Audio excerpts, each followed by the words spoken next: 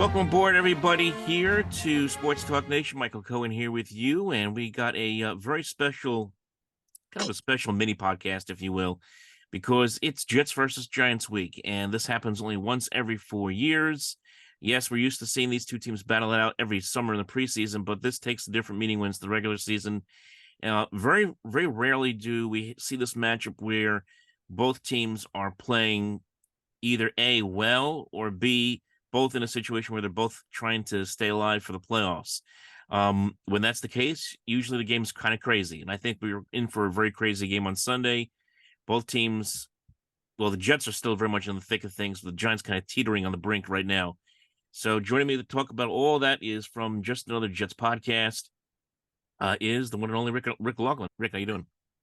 I'm doing well, Michael. And you alluded to the fact that both teams are never trending in the right direction. I believe it's the first time in the last 15 meetings between the Jets and Giants that both teams are coming off a win. So that just shows you the state of New York football, not only in recent memory, but this is going back like 20 plus years. So it is a bit unusual. Let's face it, though, neither one of these teams to this point has been a real world beater by any stretch. No, there's no juggernaut from either one of these teams, and really, both teams are kind of in the same spot. Both teams are playing well defensively. I would say the Jets, with on a much longer run of playing successful defensive football compared to the Giants, where the Giants just kind of figured out the last couple of weeks. But both teams dealing with starting quarterbacks. I think when the schedule came out, they were saying, "Hey, it's going to be Daniel Jones against Aaron Rodgers." Well, it's not the case at all. It's Tryrod Taylor against Zach Wilson. This is to me a game that's, if you are the Jets, it's kind of a scary game because you come in 3-3. You're actually expected to win this game. The Jets are a 3-point favorite, but the Giants have played well the last couple of weeks. They seem comfortable with Tryrod Taylor. He doesn't light up the scoreboard, but he doesn't turn the ball over. And the Jets are a team that predicates their success on forcing turnovers. So it's going to be a very intriguing matchup on paper. Yeah, and even Daniel Jones, again, he's been a limited participant in practice this week. It's pretty unlikely he's going to be cleared to play, depending how this Giants season goes over the next few weeks. And if they're even within an earshot of a playoff shot, maybe you bring playoff chance, maybe you bring him back. But I would say he's doubtful at best for this game. So again, for the Jets, look, you have big play potential when you have Daniel Jones in the lineup. He can beat you with his legs. And we've seen how Russian quarterbacks have hurt the New York Jets, whether it's from Jalen Hurts to Pat Mahomes, and certainly Daniel Jones fits in that caliber of quarterback as far as mobile quarterbacks is concerned. So Tryrod Taylor, can he get around the pocket? Yes, 34 years of age. He's not exactly as athletic and as much of a run threat as he once was, but where I would be a little cautious if I were a Jet fan is the fact that, yeah, he's a steadying hand. He's not going to make the spectacular play, but he's not going to make the boneheaded play. And this could be the kind of game we talked about. The weather conditions for the start of the show could be sloppy, could be rainy conditions. That kind of plays right into the Giants' hands. Wink Martindale is certainly has a reputation for dialing up the pressure on Zach Wilson. Zach Wilson's been a turnover-prone quarterback at least the last 3 weeks. He's kind of corrected that. But again, for me, ultimately, I think this could set up for an interesting game, and one that you mentioned, Michael. It really is almost a lose-lose for the Jets because you're expected to win. If you don't win, that puts your playoff chances in serious jeopardy heading into a matchup against the Los Angeles Chargers next Monday night. And for the Giants, their season's on life support. There's no way around it. So this is an absolute must-win for them at home as the co-tenants at MetLife Stadium. I think this game's really going to come down to running the football. I mean, I know that gets talked about way too much sometimes, and especially in a league where everything's predicated on throwing the ball now. But just the idea of the matchup, Breece Hall against Saquon Barkley matching wits, basically in this game, I think whoever can succeed in stopping the other is going to have the best chance to win this game. Barkley has looked good the last couple of weeks since coming back off of injury, but then again, you're going up against that Jet front seven. The Jets are very good at stopping the run. They're very good at getting pressures, not just on the quarterback, but also getting hits and sacks. So I think from that standpoint, the Jets have a very good chance. Plus, they're getting healthy. They're getting Sauce Gardner and DJ Reed back off of injury. So that plays into the Jets' favor. But, how the Jets do against Saquon Barkley is going to be play a big role in this game, especially on being able to put pressure on Tryrod Taylor later on. And Breece Hall, we've seen him have great games. We've seen him have games where he has gotten stuffed. The Eagle game, he got shut down pretty much for 3 quarters, and the Jet offense, as we saw, was basically invisible until the end of the game. So that is really the matchup to watch, is how these two guys at running back, Barkley and Hall, do in this game to determine who wins. And it could for me, and again, depending on weather conditions, and what you want to watch for is the confidence of Nathaniel Hackett in Zach Wilson. He's going to put the training wheels on him. Are we going to see more Zach Wilson from essentially the New England Patriots game, where he's not even allowed to throw the football with regularity? They're going to run the ball, maybe a punt fest, and look, that might be the Jets' best and safest path to victory. It might not be pretty. We alluded to a lot of the injuries. This Giants defense is quietly the last couple of weeks, of course, holding both the Washington Commanders and the Buffalo Bills to really one offensive touchdown. And that's a Buffalo Bills squad that, I know they lost New England this past week. They can put points on the board, hung up 48 against Miami, who, of course, is leading the division. So this Giants defense, while the Jets are going to get all the attention for the turnovers they've been causing, how they're able to wreak havoc on the quarterback, I keep going back to that matchup, Wink Martindale matching wits with Nathaniel Hackett, getting inside Zach Wilson's head. And if Zach Wilson has shown any type of vulnerability in his young career, it's to the blitz. And this is a nightmare matchup.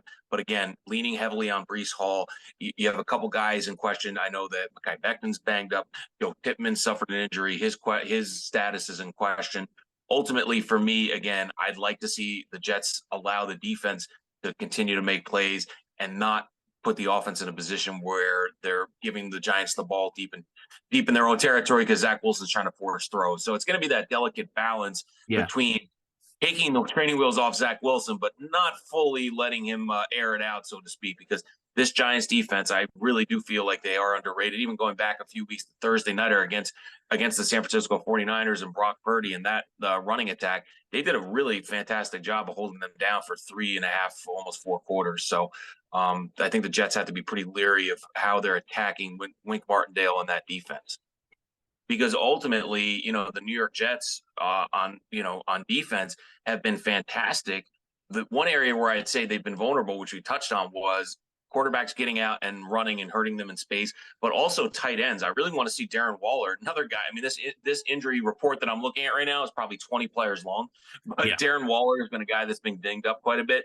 And if he's ready to go and can play, that guy is a game breaker and a game changer that ultimately could be a real threat for this Giants offense inside the red zone. Well, he hasn't had a great year so far. I mean, they haven't really gotten him involved much offensively. He did have a touchdown last week against Washington, but we all know the Jets have had issues covering tight ends in the past. We'll see how that plays out in this game. But I think from the standpoint of one thing the Jets have been very adept at defensively is this: they give up a lot of chunk plays. They give up a lot of chunk plays early. They'll give up their points early. And really, over the last several weeks, they've been able to shut people down in the second half of games. They shut down Kansas City, held them only 3 points in the second half of the game that the Jets probably should have won. Blanked Denver in the second half of their game. Blanked the Eagles in the second half of the game a couple weeks ago. So they're really good at making adjustments at halftime. So you got to tip your cap to Robert Saleh and Jeff Ulbrich in that regard. But I guess you could say my X factor from the defensive standpoint would be the Williams brothers. You got Quinnen and Quincy Williams. I mean, Quincy Williams just is all over the field. He makes big plays. He gets hits on the quarterback. He causes fumbles, forces interceptions. He is really a nightmare for the Giants, who've had a lot of issues on their offensive line. He could be. I mean, the Jets could send 5-6 guys after Tryrod Taylor, and all the problems the Giants have had on the offensive line. We talk about the Jets' problems in the offensive line. The Giants could be in for a long afternoon against that Jet front seven. And it's funny, if we're talking X factor, the more I think about this game, it's probably going to be close. Like you said, it has 14-10 written all over it. To me, I think the special teams game is going to be critical as far as who's going to win the battle between Graham Gano. He's on the injury report. Is he going to play? Likely to play. And of course, Greg Zuerlein could come down to a late kick, could come down to field position between Thomas Morstead and the punting game. And also you have, Xavier Gipson as the X factor in the return game. So I would not be surprised if, based on how this game goes, if the Jets are not clicking offensively and Nathaniel Hackett's not taking the training wheels off, that basically Robert Saleh is going to ride the coattails of that defense and the special teams game to try to get the Jets to escape with a victory here. And you were mentioning about, it's a two-sided coin, right? Because you're talking about how the Jets are making great second half adjustments. One touchdown in the second half all season, I think 7 in the first half. And to me, it's almost like Jeff Ulbrich, whatever game plan he's coming up with during the week. Robert Saleh says to him at halftime, "Okay, that was great, Jeff. Let's rip that up and like start from scratch." And they were able to basically lock down an opponent and make real-time adjustments. And Jeff Ulbrich alluded to that he's basically going to try to maybe simplify things and not get too cute, too many nuances in what they're trying to do. And he has so much talent on that side of the ball. You can disguise some coverages, you can do certain things and wrinkles, but just line it up and let these guys go to work. As far as you mentioned, Quinton Williams, Quincy Williams, CJ Mosley. I mean, the list, John Franklin Myers, list goes on and on and on. And even JFM, John Franklin Myers, had mentioned that, he's a little disappointed that the Jets sack total isn't what they expected it to be. They're certainly getting pressure when they're not blitzing, but, I don't see that as a bad thing. I think teams have went to school on the Jets. They've scouted them. They understand that the ball's got to come out quickly. And a Tyrod Taylor, who I think is a heady guy, a cerebral quarterback, is just going to follow in suit and do that. So, you're going to try to dial up pressure against Tyrod Taylor. You're going to create a lot of openings and maybe some, throwing lanes that wouldn't be there if they're just sitting in some soft coverage. So I'm really curious to see how this Jets defense comes out in that first quarter and tries to set the tone, because this can't be the kind of game like they came out against Kansas City and go down 17-0. I really do have a healthy respect for this Giants defense, that if this gets to be a double-digit deficit and not in the Jets' favor, this Giants defense can make life awfully difficult for Zach Wilson and the Jets offense. Well, I'll be honest with you. I mean, if this gets into double digits on either way, the game will be in jeopardy, because, again, I mean, that both of these defenses are very capable of shutting down the other offense, and that's why I think we're going to be seeing a very ugly football game on Sunday. You mentioned 14-10, or like 16-9, that kind of game where it's just going to be, and the nail biter will be like all on the edge of our seats, watching this one play out. That's really, as you alluded to, is a critical game for both teams. What do you make of Aaron Rodgers and this comeback? Because couple weeks ago during the Eagles game, before the Eagles game, and we all get the notification on our phones, and they're doing the Jets pregame show on the Jets website, and all of a sudden you see Aaron Rodgers throwing a football, and he's putting pressure on his injured leg and on his plant foot, and you're thinking, is this guy actually going to do this? Is he actually going to? I mean, is he going to start taking snaps from under center? By mid-November. I mean, it's crazy what's going on right now with him. And I settled into my seat at MetLife Stadium, and I had, a popcorn in hand and an adult beverage, and I had to do a double take. And I thought, what is in this popcorn, or what is in this adult beverage? Am I seeing Aaron Rodgers on the field? I mean, it was like surreal. But I think reality's starting to hit a little bit. He came on the Pat McAfee show. He's on weekly basically, and said, there were some, I guess, hurdles this week, and it was a difficult week.